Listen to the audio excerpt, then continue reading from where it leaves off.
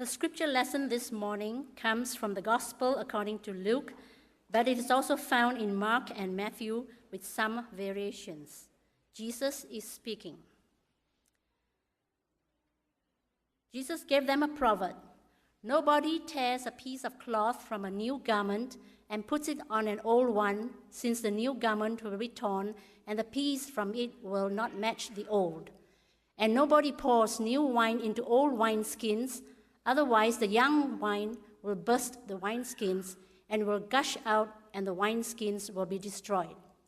Instead, new wine must be put in new wineskins. Besides, nobody wants young wine after drinking aged wine. Everybody knows that you don't take a new garment, rip a piece off of it, and use that piece to patch an old garment.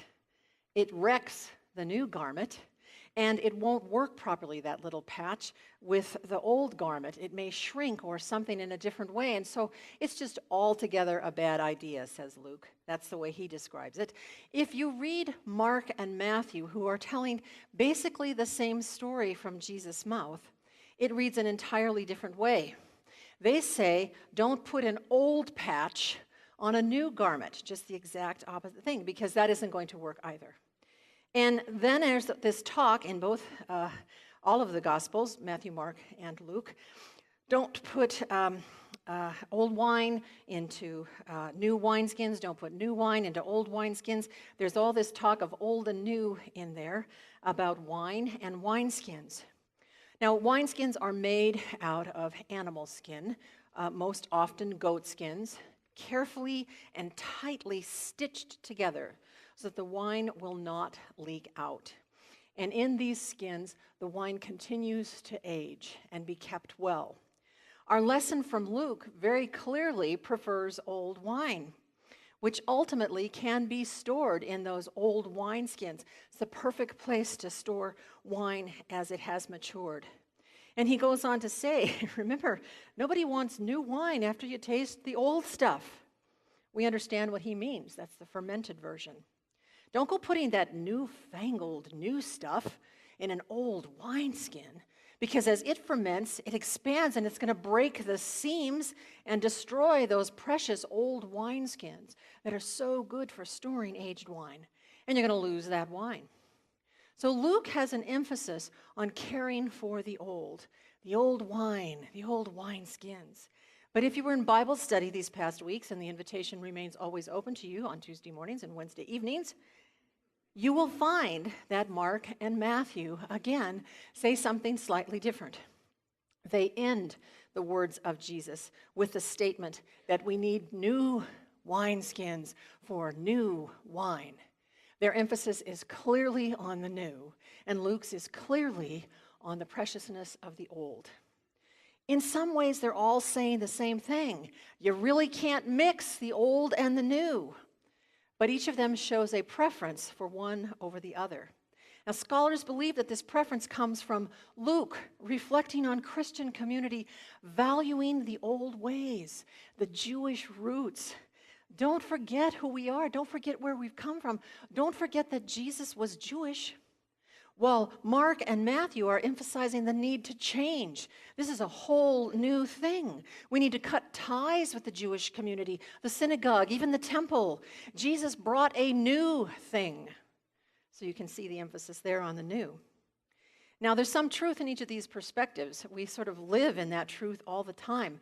I am again grateful to those early church fathers who compiled our New Testament and gave us both of these perspectives on essentially the same words of Jesus. We don't know which way he said it, but we get to see the way in which the early church is wrestling with things. How is it that we become faithful followers of Jesus? But at the core of all those scriptures, no matter which way it's worded, is the problem of the old and the new, stitching old and new together, using old and new things, valuing old or new things. Scripture seems to imply that you really just can't mix them. And yet the people needed to, and we're trying to figure that out. And so are we, even now. People here in this congregation, there's some of us who really love the traditional hymns. And there's people who want the new ones and really love the new ones. So on Sunday mornings, we try to do that mix. Yes, you'll hear both. People here who want to take church out into the community and try that in some new ways. And there are people here who are really glad to be here and want the world to come to us and learn what we have inside these doors. There are people who prefer a traditional understanding of the word marriage, and there are people here who are willing to let that go because they see it being used differently in the world around us. There are people who love the traditional wording of the liturgy at communion or baptism, and people who are saying, oh, it's so good to use language that we really understand in our time and place. There are people who believe there's a certain properness about everything we do in the sanctuary, and people who really welcome spontaneity and surprises in this space. You know what I mean. You've identified with some of that in there someplace. We are this mix of old and new, and I'm not talking about the age of individuals. I'm talking about old and new ways of being and things we appreciate. It's all here. It's all here at Hillview in this place. And we do work at making that work. It isn't easy sometimes to do that. The thing I like to say often is that if there's something you're not appreciating about what's happening in worship or at Hillview, you need to recognize that you are gifting someone else who is sitting there appreciating what is happening. And if you are someone who's really loving something that's happening, you need to recognize that you might be sitting near someone who is simply tolerating that. And so learn to appreciate one another because we are sharing this funny mix of old and new. It is hard to do, but I am convinced that we can learn something about this from quilts and how they are made. Now, if you've never heard of Gee's Bend, Alabama, you are missing a really sweet and important little bit of American history. Following the Civil War, a very small group of freed slaves formed a little tiny town in Gee's Bend, Alabama. That was the name they gave it. In the early days, before they were actually given and allowed to work the land, they were struggling greatly to survive, and everybody was doing what they could. And many of the women began to make quilts out of whatever they could find available. And they made quilts not just to use themselves, but to sell. These quilts, over time, began to form a very unique style. Take a look at them. These quilts are that funny mix of pattern that is necessary, but these quilts have super vivid colors with contrasting things, and these unique, irregular patterns are what they are noted for. It's incredibly difficult to design these, and every generation of women in Gee's Bend for 6 generations has learned to quilt and carry this tradition. And the quilts are famous now. There is one hanging in the National Museum in Washington, D.C. A postage stamp series was made out of these quilts back in the 80s. You might even recall that and not realize what you were seeing. That was true for me until I learned about this. People travel long distances to get to Gee's Bend to meet some of these women who quilt and to follow the mural quilting trail that they've put in place there.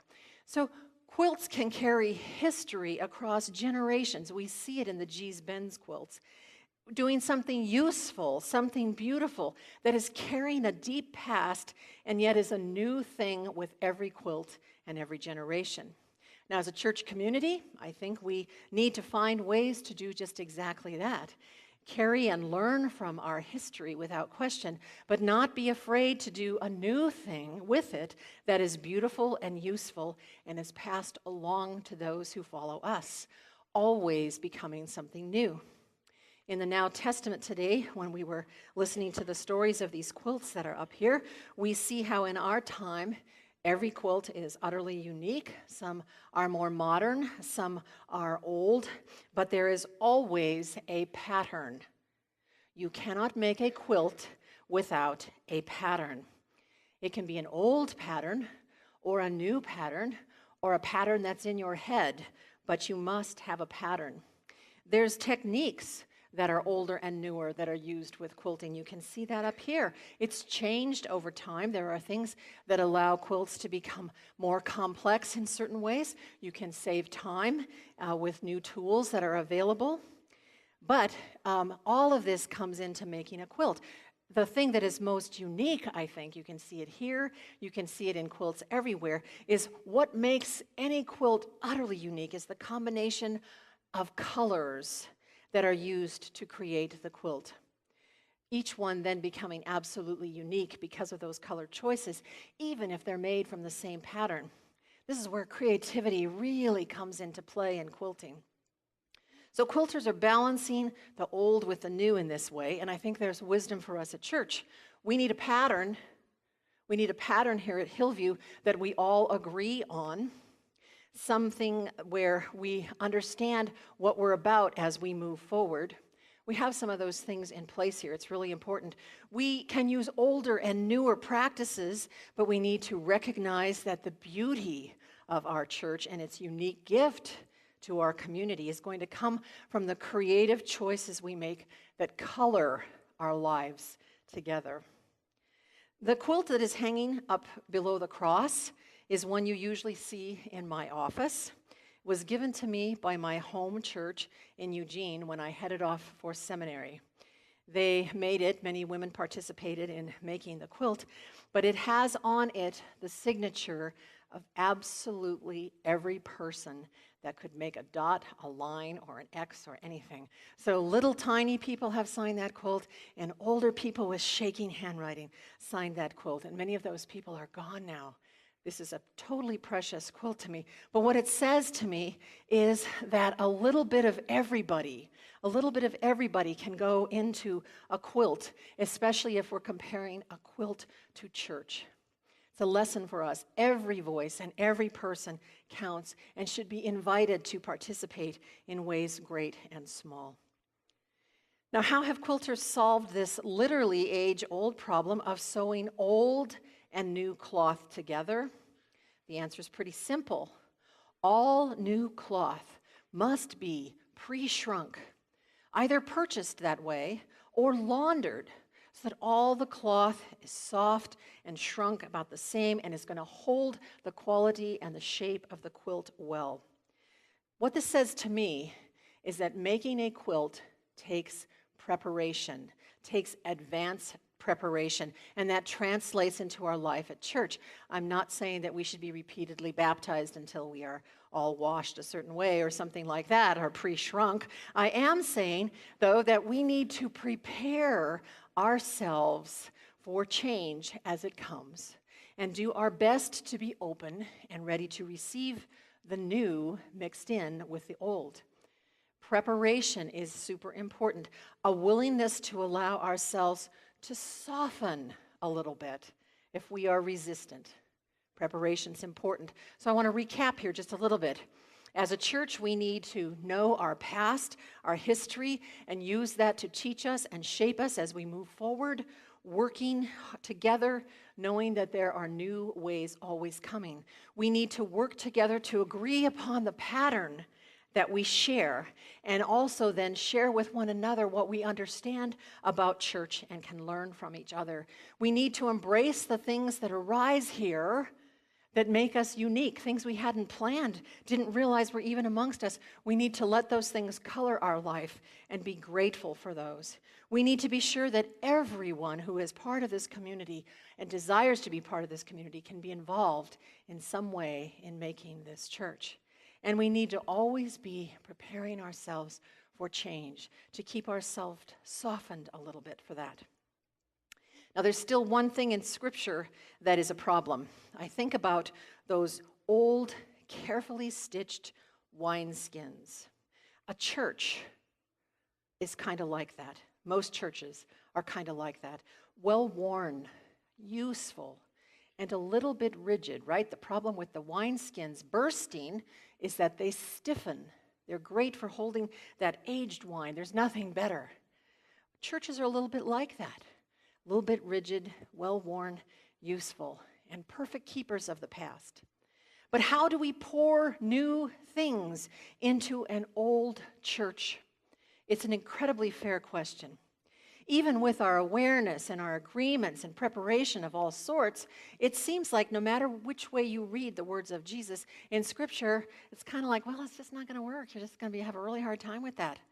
How do you pour new wine into a beautiful old wineskin in a way that's truly good for both? Well, I asked this question in Bible study, and the smart folks there had a good thought. You do it, you pour it carefully, you pour it slowly, and, it's the best part, you don't fill it to the top. Now that makes perfect sense, doesn't it? There's really wisdom here for us. We pour new things into the church. We simply have to. I have to tell you, my friends, new change is what is in the wind. It is our reality. If we are to be relevant, if we are to connect with the world beyond our doors, we must pour change into our church, new things into our life together. But we can do that slowly and carefully with good preparation, and we don't have to overflow the church with new so that it breaks all that is good and precious and valuable. We don't have to fill it to the top with new. We don't have to inadvertently break the vessel, which really is the church, another way to describe it. Now, to do this careful pouring, it isn't easy. But shifting back to this image of the quilt, we're like a quilt in so many ways. This metaphor also works so beautifully. We are all little pieces, and we are piecing ourselves together. We represent so many lives, so many experiences, so many choices, so much history. It's challenging, but together we are making something precious and beautiful and truly useful. And as we are piecing together the top of this quilt with a pattern we are agreeing upon, it is God then who is giving us the batting and the backing and the binding to keep us together. May this be so. Amen.